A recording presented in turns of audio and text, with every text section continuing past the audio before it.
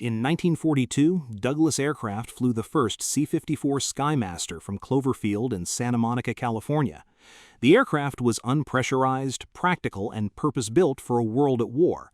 By 1946, its civilian counterpart, the DC-4, was connecting continents for airlines on every route that mattered.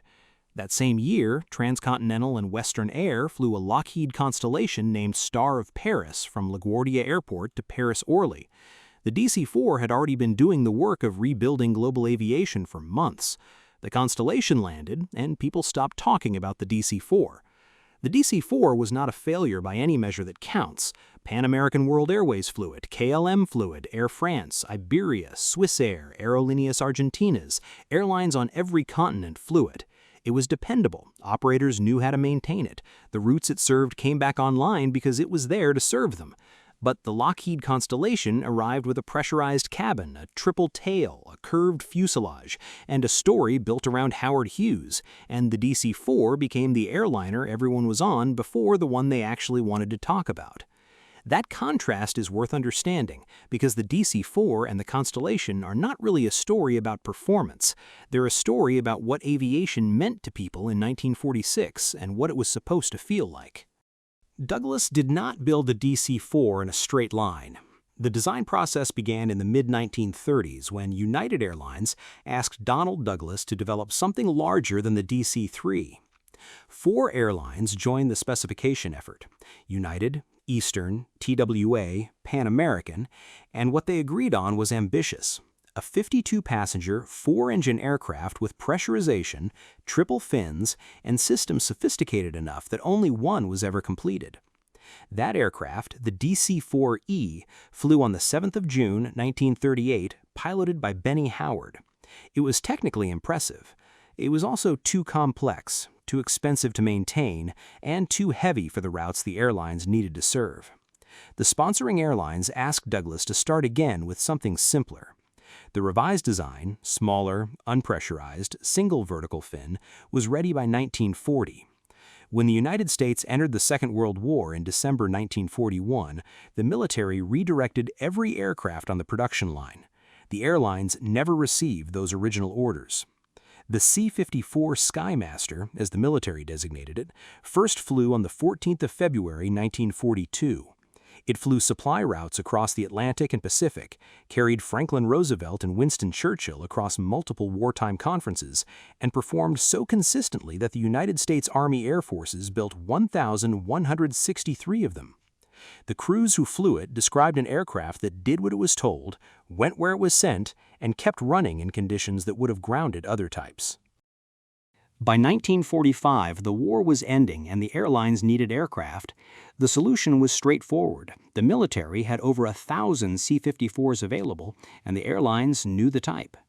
Airlines bought surplus C-54s at prices well below what new production would have cost. Douglas also built 80 new civil DC-4s from 1946 onward, sold at roughly £140,000 sterling for a new airframe.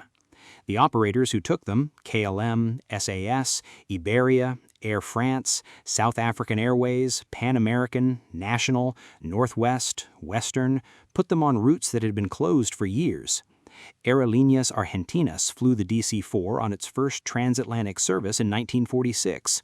Iberia did the same.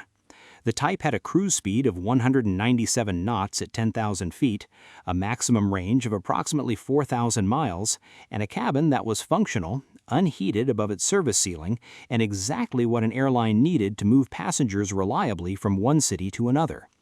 The DC-4 was not glamorous. Nobody used that word about it.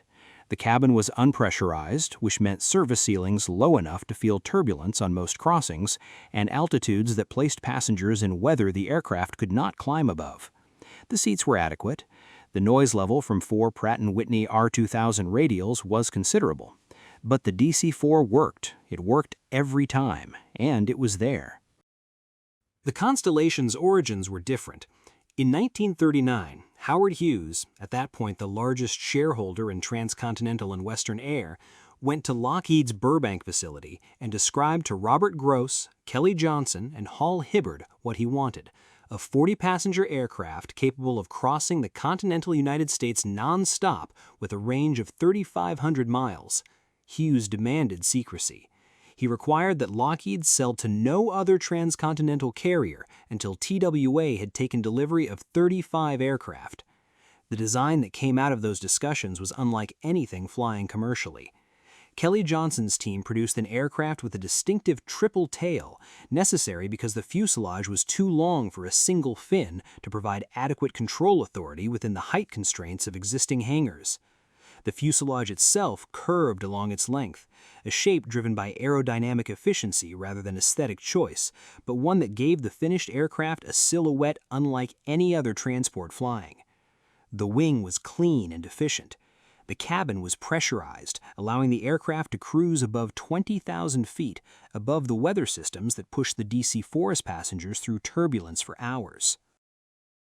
The first prototype flew on the 9th of January 1943 at Burbank with test pilot Eddie Allen at the controls and Kelly Johnson on board. Engine problems with the Wright R-3350 grounded the program repeatedly. The B-29 Superfortress took priority on R-3350 production, slowing Constellation deliveries to the military. On the 17th of April, 1944, Howard Hughes and TWA President Jack Fry flew the second production C-69 from Burbank to Washington, D.C. in 6 hours and 57 minutes, averaging 330 miles per hour. The aircraft was painted in full TWA livery. Actress Ava Gardner was on board. That flight was not a military ferry mission. It was a demonstration of the aircraft, of the airline, and of what Hughes believed aviation should feel like. When the war ended, TWA reacquired every C-69 it could from the military and converted them for commercial service. On the 5th of February 1946, TWA's Star of Paris departed LaGuardia Airport at 2:21 in the afternoon. Captain Harold Blackburn commanded the flight. 36 passengers were on board. The aircraft stopped at Gander and Shannon and arrived at Paris-Orly on the 6th of February. The L-049 Constellation carried a cruise speed of 313 miles per hour. It could carry up to 81 passengers. Its pressurized cabin kept passengers comfortable at altitudes that placed them above most of the weather the North Atlantic could produce. By the way, if you're into stories like this, subscribing takes 2 seconds, and there's a lot more coming. The difference between boarding a DC-4 and boarding a Constellation was not subtle. The DC-4 cabin was utilitarian, functional seating, acceptable noise levels, altitudes that kept passengers close to the weather. The Constellation's pressurized interior allowed the aircraft to cruise where the air was smooth.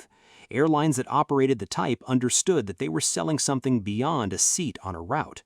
TWA's advertising made the point directly. Pan American, which took on the L-749 variant for its round-the-world service beginning in June 1947, positioned the Constellation as the aircraft its passengers deserved. The aircraft had a name, Connie, that the DC-4 never acquired. Names traveled differently than model numbers. The Constellation and the DC-4 flew many of the same routes in 1946 and 1947. On transatlantic crossings, the difference was measurable in hours. The Constellation's cruise speed of 313 miles per hour against the DC-4's 227 mph meant a meaningfully shorter crossing time for any passenger who had the choice. The Constellation's pressurized cabin also meant that airlines could advertise a flight experience qualitatively different from what the DC-4 offered. Smoother air, higher altitude, fewer weather interruptions. But the performance gap was not the core of the story. Airlines that could not afford Constellations operated DC-4s and filled them. Airlines that operated both often used the DC-4 on secondary routes and reserved the Constellation for the prestige services. The DC-4 built airline networks across South America, across Africa, across routes in Europe that had been closed since 1939. Without it, those connections did not reopen in 1946. The economics of surplus C-54s made the DC-4 the instrument of practical reconstruction, aircraft that could be bought cheaply, operated reliably, and maintained by crews who already knew the type from wartime service. What the Constellation did was different. It told passengers and the airlines that operated it that commercial aviation had reached something. The triple tail was immediately recognizable on any ramp. The curved fuselage was visible from the terminal building. Airlines that flew it used the imagery in brochures and advertisements in the names they gave individual aircraft, the Star of Paris, the Clipper liveries on Pan American's fleet. TWA built its entire post-war brand around the Constellation.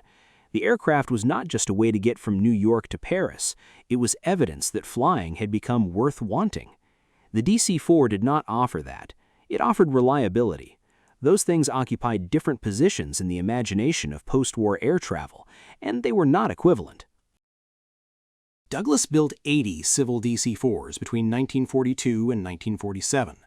Combined with surplus C-54 conversions, the type served with dozens of operators across 6 decades.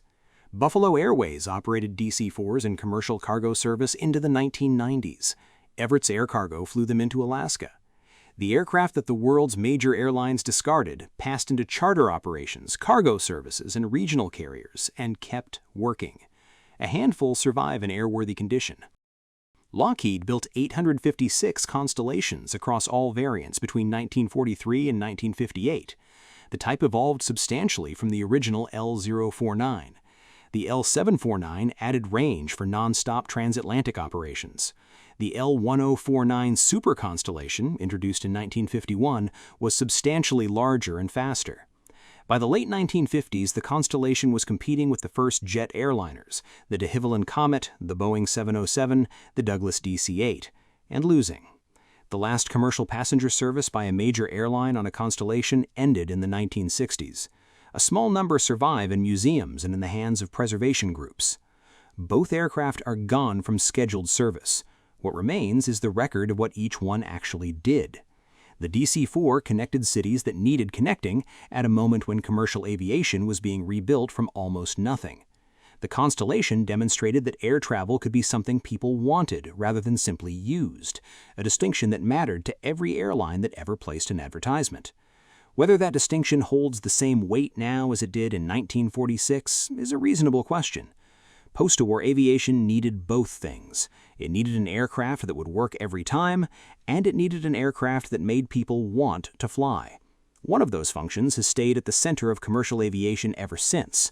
The other became infrastructure. If this story was worth your time, hit like and subscribe, and drop what you think in the comments.